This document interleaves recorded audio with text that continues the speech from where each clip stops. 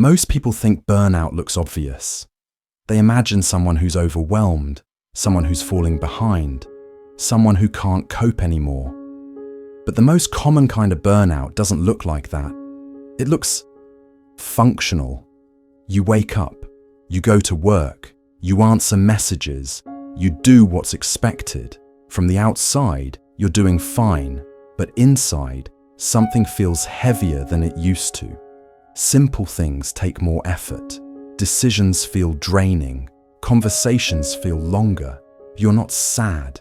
You're not depressed. You're just tired in a way sleep doesn't fix. And because you're still working, still showing up, still handling things, no one notices, including you. So you keep going, telling yourself it's temporary, that you'll rest later, that things will slow down soon, but they rarely do. And that's how silent burnout grows. If you've been feeling disconnected or strangely exhausted, this video is for you. You wake up tired, not because you work too hard, but because your mind never truly rests. You scroll, you think, you overanalyze, and by the end of the day, you feel drained, without knowing why. This is the silent burnout nobody talks about, not the dramatic collapse, but the quiet emotional fatigue that builds slowly in the background.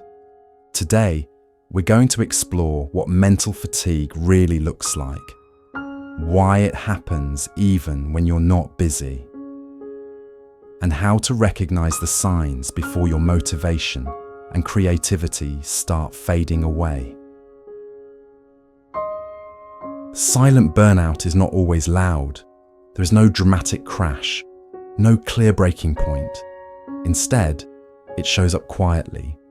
Difficulty concentrating, low motivation, emotional numbness, and the strange feeling that even simple tasks require enormous effort. You might still be functioning, going to work, replying to messages, keeping routines alive, but inside, everything feels heavier. Your brain feels foggy, your patience is shorter, and your enthusiasm slowly disappears. One of the biggest misconceptions about burnout is that it only happens when someone is extremely busy. But mental fatigue can come from constant emotional processing, overthinking decisions, suppressing feelings, trying to be strong for too long, or living in a state of low-level stress that never fully turns off. The nervous system does not only react to physical work, it reacts to uncertainty, social pressure, unresolved thoughts, and internal expectations. Even endless scrolling and information overload can create cognitive exhaustion. Silent burnout often looks like procrastination or laziness from the outside, but internally, it feels like your mental battery is permanently stuck at 20%. You want to move forward, but your mind refuses to cooperate. And because there is no clear crisis, people rarely recognize it early. They blame themselves instead, thinking, "Why am I so tired if I'm not doing that much?" Or, "Why can't I focus like before?" The truth is simple. Emotional energy is real energy. And when it is constantly used without recovery, mental fatigue becomes inevitable. Mental fatigue builds slowly through invisible habits and environments. Constant notifications keep the brain in alert mode. Unfinished tasks create mental noise that never fully disappears. Emotional suppression forces the nervous system to stay tense, even during rest. Another major factor is the pressure to always be productive. When rest starts to feel like guilt, recovery becomes impossible. Your brain never receives the signal that it is safe to relax. Perfectionism also plays a hidden role. When every action is analyzed and judged internally, even small decisions require disproportionate cognitive effort. Over time, This creates chronic mental overload, loneliness, and lack of meaningful conversation. Humans regulate emotions through connection. Without honest interaction, thoughts loop internally, increasing exhaustion. Digital overstimulation is another silent drain. Fast-paced content trains the brain to expect constant novelty, making slow tasks feel unbearable and mentally taxing. And finally, unresolved stress accumulates in the background. Even when you think you moved on from a difficult period, the nervous system may still be carrying tension that slowly erodes energy. Silent burnout is rarely caused by one big event.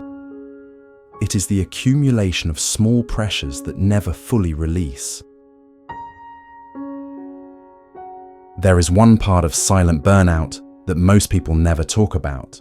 It doesn't just make you tired, it slowly changes how you see yourself. You begin to doubt your own energy, your own motivation, your own potential. Things you used to do naturally.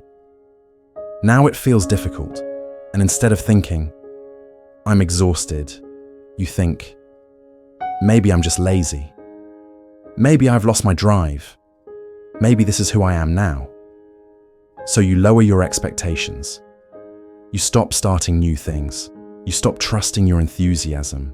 You stop listening to moments of inspiration. Because every time you try, your mind feels heavy. Over time, this creates a quiet identity shift. You stop seeing yourself as someone who grows and start seeing yourself as someone who survives. You don't quit life. You shrink inside it. You choose comfort over curiosity, safety over exploration, routine over meaning, not because you don't care, because you're tired. And when someone asks how you're doing, you say, "I'm fine." Because explaining exhaustion without a visible cause feels impossible, so you carry it alone. Until one day, you barely recognize the person you used to be. Recognizing silent burnout starts with noticing subtle shifts. Loss of curiosity, reduced emotional reactions, difficulty starting tasks you once enjoyed, and a constant desire to escape into passive activities. Recovery does not begin with extreme productivity hacks. It begins with permission. Permission to slow down, to reduce unnecessary input, and to reconnect with physical sensations and simple routines. Small mental resets are powerful. Walking without headphones, writing thoughts instead of suppressing them, and allowing short periods of intentional boredom so the brain can decompress. Boundaries with technology are essential. Moments without screens allow the nervous system to reset its baseline. Equally important is self-compassion. Mental fatigue is not weakness, it is a signal. Your brain is asking for restoration, not punishment. The goal is not instant transformation. It is gradual reconnection with energy, clarity, and presence. When you learn to recognize silent burnout early, you protect your creativity, motivation, and the quiet joy that makes daily life feel meaningful again. And remember, you are not broken. You are simply tired in ways that are deeply human.